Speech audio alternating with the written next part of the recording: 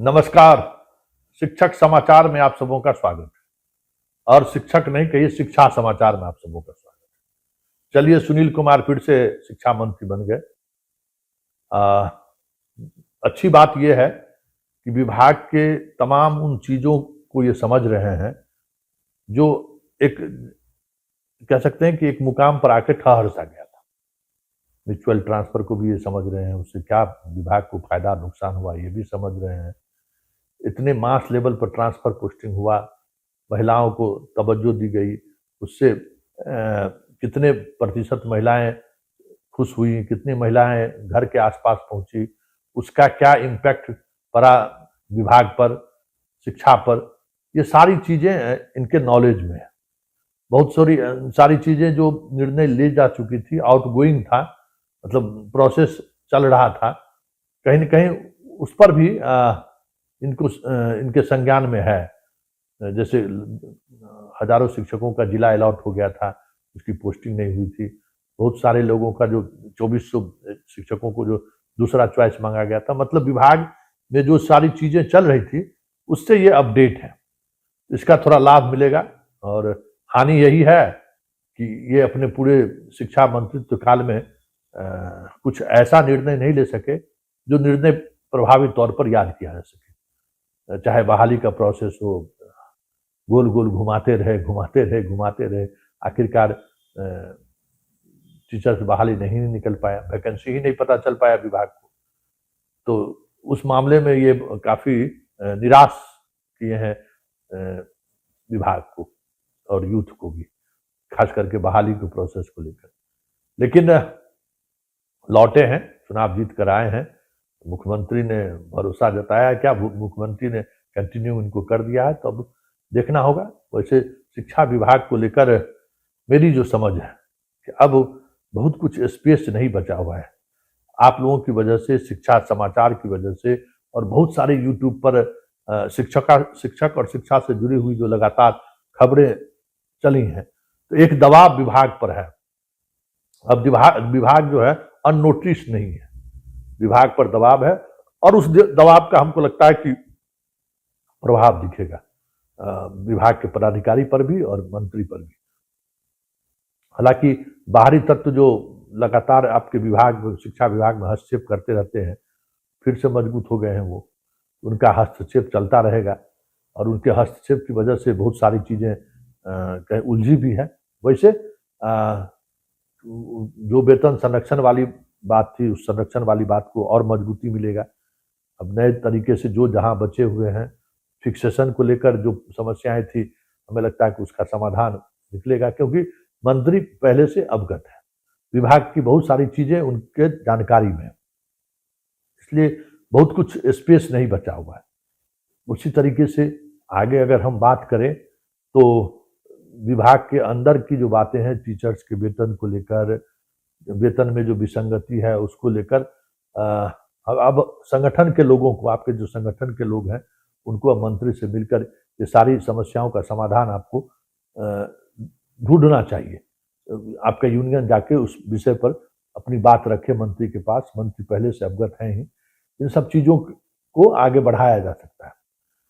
बात भ्रष्टाचार की करें तो बहुत मुश्किल है, उस पर बहुत ज्यादा अंकुश लगने की उम्मीद अब छोड़ ही दीजिए, क्योंकि सिर्फ मैंडेट मिला है, अपार बड़ा मैंडेट मिला है, लेकिन उस मैंडेट का सम्मान कर इन नेताओं से आप उम्मीद करिएगा तो थोड़ा असहज होने वाली बात है।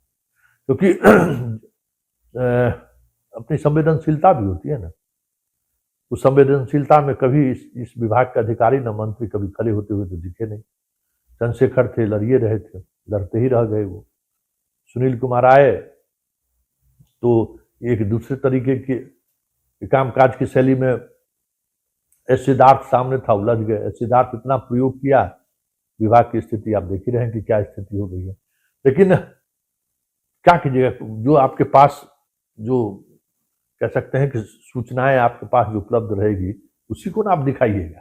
उसी तरीके से जो जिस तरीके के विधायक जीत कर आएंगे, उसी में से ना मुख्यमंत्री मंत्री चुनेंगे। तो यही चीज है। जैसे जो लोग जीत कर आए हैं, 85 लोग जो जीत कर आए हैं जदयू में, उन 85 लोगों में थोड़ा बेहतर सुनील कुमार को लोग समझते हैं, रिटायर्ड आईपीएस अधिकारी हैं, डीजी रैंक तक गए हैं, तो एक समझदारी तो उनकी है ही। तो उम्मीद करिए कि कुछ बेहतर हो। और ट्रांसफर पोस्टिंग को लेकर जो जिस तरीके से लगातार अब फोन कॉल्स आने शुरू हो गए हैं, हमें लगता है कि ट्रांसफर पोस्टिंग को लेकर विभाग अब जल्दबाजी नहीं दिखाएगी। चुनाव नहीं है ना, उस समय में सरकार दबाव में भी थी, चुनाव है, ट्रांसफर पोस्टिंग नहीं करेंगे तो शिक्षक गुस्सा हो जाए। और बड़े स्तर पर ट्रांसफर पोस्टिंग हो भी गया है, अंडर टेबल भी ट्रांसफर हो ही गया है। जिन लोगों को पटना आना था जैसे भी हो वो आ ही गए हैं। तो जो लोग छूटे हुए हैं, ज़्यादा नियोजित वाले छूटे हुए हैं, बीपीएससी वाले तो कम है, नियोजित वाले ज़्यादा छूटे हुए हैं। जो जिनको विशिष्ट बनाया गया है वो लोग ज़्यादा छूटे हुए हैं। तो आपके साथ तो समस्या ही चले, अभी पता नहीं इसका समाधान कब निकलेगा, लेकिन आप बुरे तो फंस गए आप, क्योंकि सिद्धार्थ ने जो बनाया था उससे को अगर फॉलो करता तब तो ये स्थिति नहीं बनती। लेकिन अब नए सिरे से चीज़ों को देखना होगा, विभाग की बेहतरी के लिए क्या हो सकता है। शिक्षक गण तो आप अपना ही स्वार्थ देखते हैं, हमारा ट्रांसफर हो जाए, हमारे घर के पास आ जाए और हम आए कि नहीं आए, समय पर आए चाहे नहीं आए।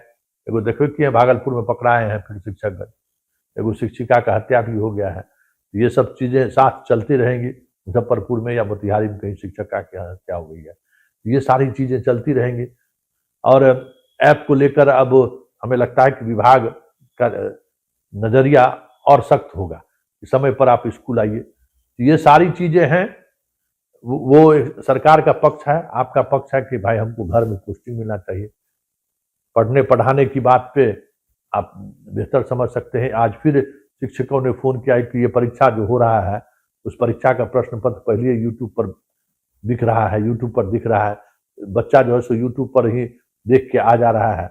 अब ये खबर हम कई बार हमने चलाया है कि भाई ये छमाही, नौमाही, बरमाही जो परीक्षा आप ले रहे हैं, उसका प्रश्न पत्र यूट्यूब पर ऑफिशियली कोचिंग चलाने वाला मास्टर सब, स्टूडेंट सब डाल रहा है और उस पर कार्रवाई नहीं हो रही है, तो फिर बहुत मुश्किल है ना, बहुत मुश्किल है। इस तरीके की चीज़ों को लेकर अगर अभी से ही बच्चों के अंदर प्रश्न पत्र लीक का अगर आइडिया आना शुरू हो जाएगा, 5वां, 6ठा, 7वां, 8वां के बच्चों को, तो आगे क्या होगा। इस ऐसे लोगों पर कठोर कार्रवाई होनी चाहिए कि परीक्षा से पहले जो है सो यूट्यूब पर ये जो शिक्षक लोग हैं इस पर सख्त कार्रवाई होनी चाहिए। इस बार हालांकि हम लोग भी कोशिश करेंगे कि इस तरीके का जो यूट्यूब चला रहा है मास्टर, शिक्षक जो इस तरीके का प्रश्न पत्र लीक कर देता है 2 दिन पहले, इसके पीछे एक अभियान चलाना जरूरी है। ऐसे लोगों को पुलिस पकड़कर सख्त जब तक कानूनी कार्रवाई नहीं करेगा ना, तब तक हमको नहीं लगता है कि ये प्रवृत्ति बंद होगी। यही है ना कि भाई आप क्वेश्चन दे दिया तो 1 लाख 10 लाख व्यू मिल जाता है और उससे जो पैसा कमा ले, लेकिन नुकसान कितना हो रहा है शिक्षा व्यवस्था का, इस परीक्षा का। और सबसे बड़ी बात है कि सेंट्रलाइज क्वेश्चन छप रहा है, ये क्वेश्चन आउट कैसे हो जा रहा है। अब तो उसमें भी कोई बदलाव नहीं होना है। ये भी आनंद, कुछ सरकार बदलती तो शायद आनंद किशोर जैसे लोग भी, मठाधीश लोग हटते, वो तो हुआ ही नहीं। उससे जिस समय में सरकार बदलने की बात थी, जितना गुस्सा था, चुनाव के दौरान ऐसी परिस्थिति बनी कि जनता को फिर से नीतीश कुमार कहना पड़ा। तो और इसका अब तो इसमें कुछ नई बातें तो दिख नहीं रही है, कई तरह की चीजें सामने आई, कई घोटाले सामने आए हैं। सिद्धार्थ का जो एससीईआरटी में जो बहाली में जो घोटाला किया है उसकी चर्चा तो हो ही रही है। ऐसे तमाम मुद्दे हैं जिन मुद्दों को लेकर हमारी आपकी मुलाकात होती रहेगी। हम लोग उन सवालों के साथ फिर से पहले के जैसा विभागों को घेरते रहेंगे। और उम्मीद है कि मंत्री पद पर शपथ लिए हैं सुनील कुमार, इस बार थोड़ा बेहतर करने की कोशिश करेंगे। इनके पास समय भी है, अब चुनाव का दबाव भी नहीं है, अब कोई पॉलिटिक्स भी नहीं है, और अब काम करने का वक्त है। 5 साल आपको काम करना है, जिसके आधार पर आप फिर से चुनावी मैदान में जाएंगे। हमें लगता है कि ये चीजें बदलनी चाहिए। और कहीं न कहीं अब शिक्षा विभाग भी पहले से जो छवि उन्होंने बना रखी है, पाठक का दौर, फिर आपको सिद्धार्थ का दौर, यही 30 तारीख को सिद्धार्थ चले जाएंगे, बड़ा मुक्ति मिलेगा बिहार को ऐसे आईएएस अधिकारियों से। और उसके बाद बी राजेंद्र हैं, 3 दौर लोगों ने देखा है, बहाली से लेके ट्रांसफर पोस्टिंग सब कुछ देखा है। तो ये सारी चीजें में कहीं न कहीं सुनील कुमार की भी नजरें रही हैं इस पूरे प्रोसेस पर। तो हम लोग उम्मीद कर सकते हैं कि कुछ बेहतर होगा, कुछ बेहतर होना भी चाहिए।